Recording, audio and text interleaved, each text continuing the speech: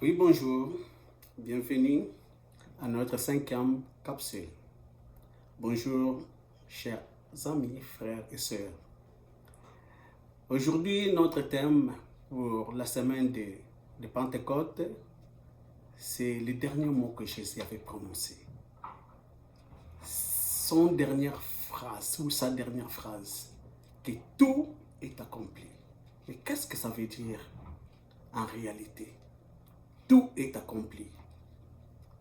Si nous regardons dans la Bible, nous allons trouver ces versets dans le livre de Jean chapitre 19, versets 28 à 30. C'est ce que nous allons voir.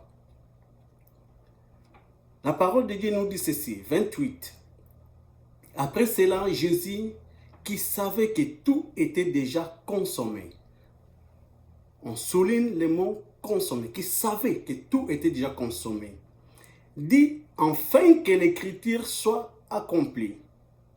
Qu'est-ce que Jésus avait dit? Il a dit, j'ai soif. Je vais d'abord rester dans le verset 28.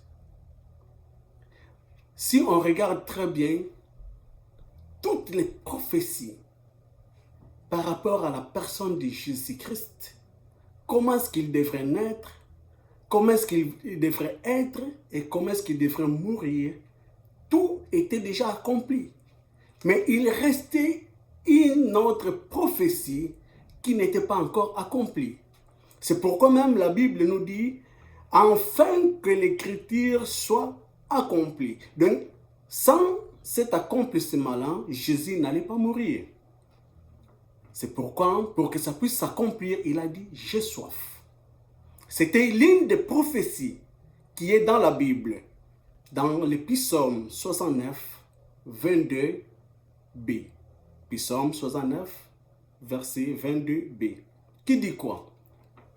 Qui dit ceci, et pour apaiser sa soif, il m'abreuve de vinaigre. Il m'abreuve de vinaigre. Oui, le vinaigre était le dernier signe avant sa mort.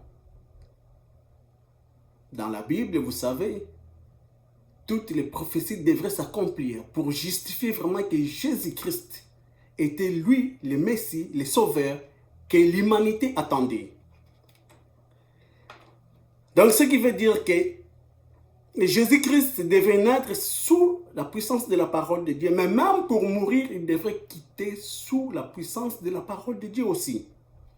Selon la parole, même nous voyons que les soldats n'étaient que les instruments, afin que la prophétie de la parole de Dieu soit accomplie. C'est pourquoi il y a eu, à côté de la croix, les vinaigres. Nous allons voir ça au verset 29. Je lis, il y avait là un vase plein de vinaigre. Les soldats en remplirent une éponge et l'ayant fixé à une branche d'hysope, ils l'approchèrent de sa bouche. 30. Quand Jésus prit le vinaigre, il dit, tout est accompli. Seulement quand Jésus a bu le vinaigre, quand Jésus a pris le vinaigre, toutes les prophéties sur sa personne étaient accomplies. C'est pourquoi il avait dit, tout est accompli. Et baissant la tête, il rendit l'âme, il rendit l'esprit. Mais accomplir quoi? Jésus devrait accomplir la justice de Dieu. Puisque l'homme pouvait tout faire, mais la justice de l'homme ne pouvait pas satisfaire la justice de Dieu. Donc, il a fallu que cette justice-là puisse passer par Jésus-Christ, afin que la justice de Dieu soit accomplie pour toute l'humanité.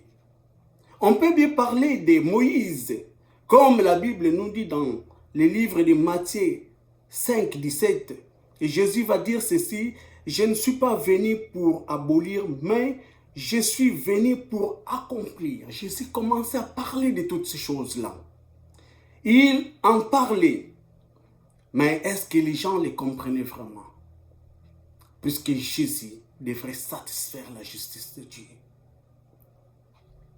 Et même si nous regardons dans les livres de Matthieu 27, 51, qu'est-ce qui s'était passé lorsque Jésus avait rendu l'esprit? La Bible nous dit, et voici, le voile du temple se déchira en deux, depuis le haut jusqu'en bas. Et la terre trembla. Il y a eu des phénomènes surnaturels.